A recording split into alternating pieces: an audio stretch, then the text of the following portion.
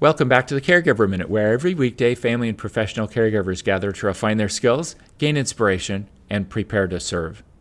Everyone knows that fire can be incredibly useful. It allows us to cook food, we stay warm, we can sterilize things with it. It performs other useful purposes.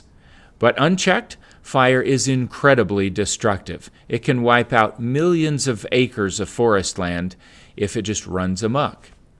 Labels are a lot like that as well, especially when it comes to our relationship with other people.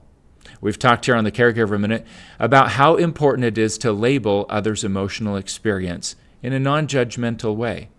Saying things like, "You seem frustrated. Do you want to talk about it?" When we do that, it allows people to process. It allows them to know that we're really paying attention, that we truly care, and that we want to help them work through whatever it is that they're facing. If we perceive someone's emotion as positive and we say something like, "You seem excited," social science research shows that that kind of labeling actually heightens the positivity of that emotional experience. It's helpful to them. When we label people globally, though, it can be incredibly destructive. It's kind of like we put them in a box and close the lid and put a label on the outside to tell the whole world what the contents of that box include. This happens frequently in caregiving situations.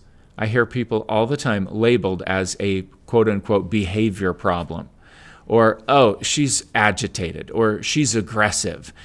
Now, when we label another person, we have to justify that label, especially if it's a negative one. We look for evidence that we're right about the label that we put on that person.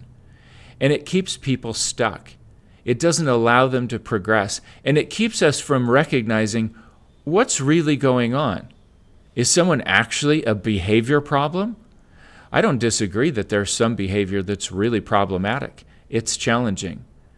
But let's not mistake the behavior for the person. The person's just communicating. They might be telling us, "I hurt really badly," or "What you're doing is frustrating to me," or "I don't understand things very well anymore. I'm not processing as effectively as I should, and I'm totally lost and confused." So let's not confuse the value of labeling someone's emotional experience versus labeling them. Let's keep things in check and be careful how we use labels.